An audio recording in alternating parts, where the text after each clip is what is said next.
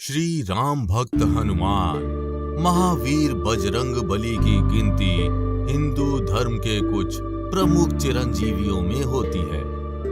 ऐसा कहा जाता है कि हनुमान जी कलयुग में भी मौजूद हैं और अपने कुछ अनन्य भक्तों को दर्शन भी देते हैं। हनुमान जी से संबंधित इन्हीं दावों ने कुछ शोधकर्ताओं का ध्यान अपनी ओर खींचा और उन्होंने हनुमान जी पर शोध करना शुरू कर दिया।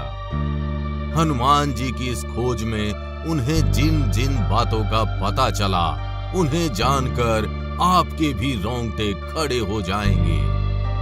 हिंदू महाकाव्यों में हनुमान जी का चित्रण एक वानर के रूप में किया गया है, जिनकी पूंछ भी हुआ करती थी। न सिर्फ हनुमान जी बल्कि उनकी तरह दिखने वाले अन्य प्राणियों का भी वर्णन किया गया है। तो क्या पुराने समय में सही में ऐसे दिखने वाले लोग हुआ करते थे? आखिर क्या हुआ तब जब 7000 साल बाद वैज्ञानिकों ने की हनुमान जी की खोज? और आखिर क्या मिला वैज्ञानिकों को हनुमान जी की इस खोज में? जानने के लिए वीडियो को अंत तक जरूर देखिएगा। लेकिन वीडियो शुरू करने से पहले जय बजरंग बली कमेंट करना बिल्कुल भी मत भूलिएगा। हनुमान जी की कृपा आपके घर परिवार पर सदैव बनी रहेगी। क्या सचमुच रामायण काल में बताई गई कहानियों के अनुसार जामवंत जी एक रीछ थे और हनुमान जी एक वानर थे? हालांकि आज भी ये रहस्य ज्यों का त्यों बना हुआ है।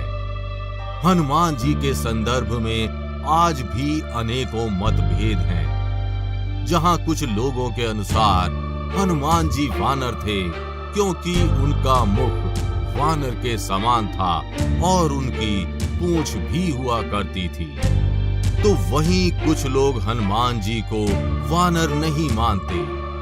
उनके अनुसार हनुमान जी वन में रहने वाले नर थे, ना कि वानर।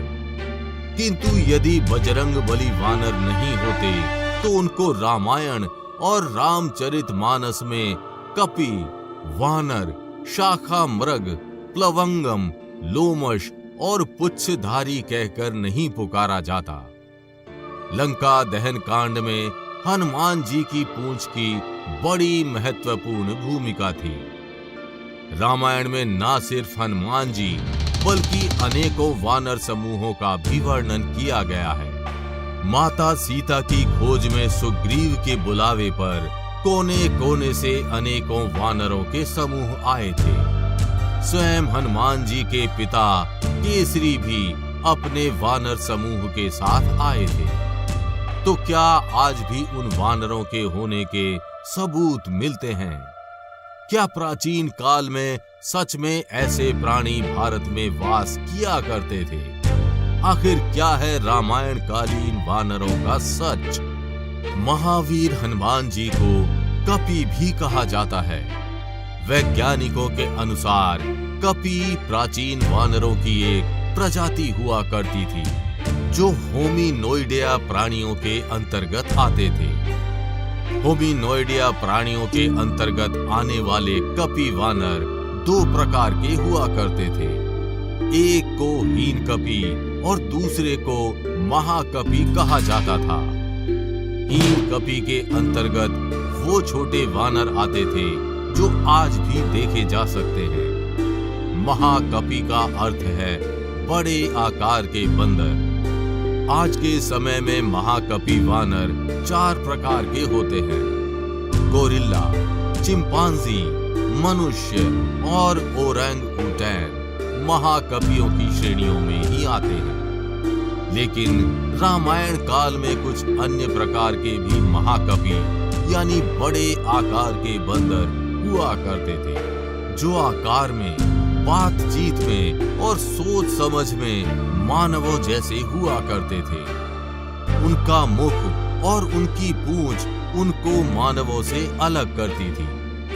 रामायण काल में इस प्रकार के बंदरों को वानर कहा जाता था। भक्त कवि तुलसीदास जी ने भी हनुमान जी को वानर कहकर संबोधित किया था। को नहीं जानत है जग में, कभी संकट मोचन नाम तिहारो। इस प्रकार की पंक्तियां इस बात का उदाहरण है। शोधकर्ताओं के अनुसार भारतवर्ष में आज से लगभग 9 से 10 लाख वर्ष पूर्व बंदरों की एक बड़ी विलक्षण प्रजाति विद्यमान थी। वो प्रजाति आज से लगभग 15,000 वर्ष पूर्व विलुप्त होने लगी थी और रामायण काल के बाद लगभग विलुप्त ही हो गई। इस वानर जाति का नाम कपि था। मानव नुमा ये प्रजाति मुख और पूंछ से बंदर जैसी नजर आती थी।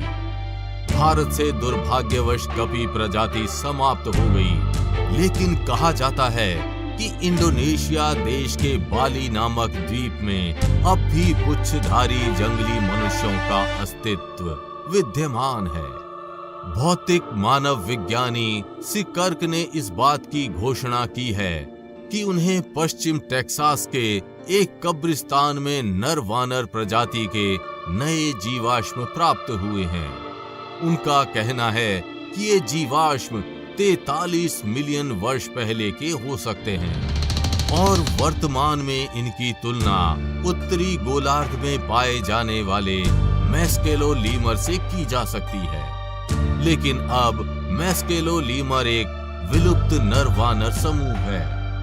हालांकि 1973 में एक जीवाश्म प्राप्त हुआ था जिसकी तुलना इससे की जा रही है। इसके साथ ही माना जा रहा है कि इसका संबंध यूरेशियन और अफ्रीकी प्रजातियों से भी हो सकता है। इससे प्रजातियों के अंत के संबंध में जानकारी मिल सकती है। टेक्सास विश्वविद्यालय के मानव विज्ञान विभाग में एसोसिएट प्रोफेसर के रूप में कार्यरत सिकर्क का इस संबंध में कहना है कि इन जीवाश्मों का संबंध इयोसिन नर वानर समुदाय से भी हो सकता है।